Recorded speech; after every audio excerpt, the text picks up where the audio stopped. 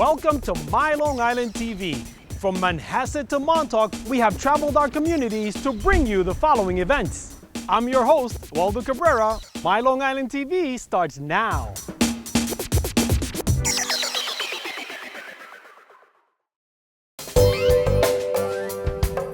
Welcome to Brookhaven National Laboratory. We have a lot going on today. We've opened our doors to the community to share some of the exciting facilities that we have here.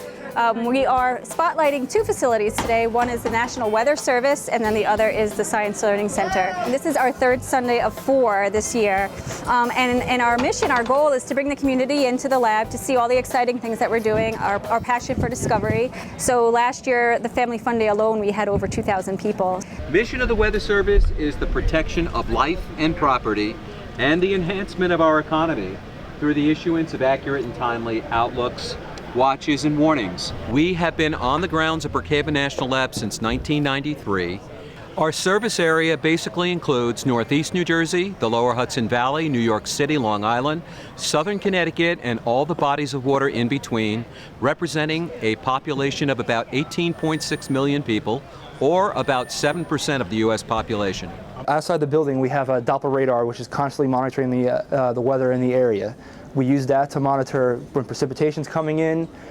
We use satellite data, and we have a whole assortment of model data and observations that we get into our computer systems that we can analyze.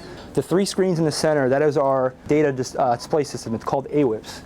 It's Advanced Weather Analysis Program, and we can load model data, satellite, radar. We all can also issue our warnings directly from that machine. So if you hear on the news there's a severe thunderstorm warning or a tornado warning, that's coming out of this office for the local area. So that will be from us, and then the media, the local news, the TV, radio will then redistribute that to the public. We issue warnings, watches, and advisories. Advisory is the lowest level.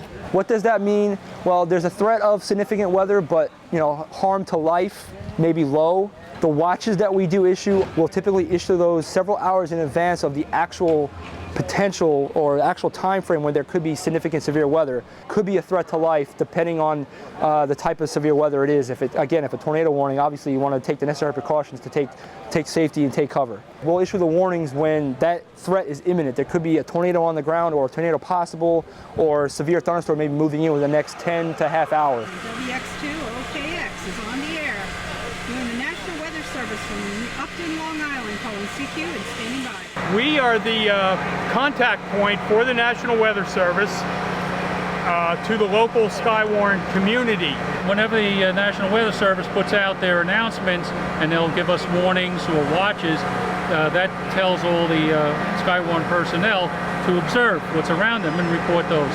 It's the ground truth observation of what the weather is right overhead that helps the National Weather Service verify all the scientific data that they're looking at. This is a cool trailer. Yeah, actually it's an all-hazard trailer that we were fortunate enough through FEMA to receive 100% grant funding for. It really truly is an all-encompassing fire education, storm preparedness, and kind of lets us build a degree of resiliency with our community. The first section of the trailer was like a thunderstorm, and what do you do with this terrible weather? It was a simulated lightning and thunder, and then there was a fire. Kitchen fire. Kitchen fire. Hold the handle in your right hand. Hold the handle in your right hand. Yep, there you go. Now hold the handle. Did you get a little bit nervous as a father that your little girl had trouble? A little bit nervous, which makes me think we're going to get our fire extinguisher and practice that. Then the bedroom situation, that was interesting. You're usually sleeping when this happens, and you wake up and you don't know what to do. So Shannon was our actress, and she went over to the door, and they showed her, what she should do. Feel the door with the back of her hand first. See if it's warm. Yeah, I never knew about the back of the hand versus the palm. And circular, and if it's warm, you're not going to go out that door. You're not going to touch it. You're going to head to the window. Yeah, I think it's just good for kids to be able to actually act it out because they're physically doing it, and I think they'd remember it, especially when you're in a panic mode. You remember it better if you've actually gone through the motion. Good job. Good job.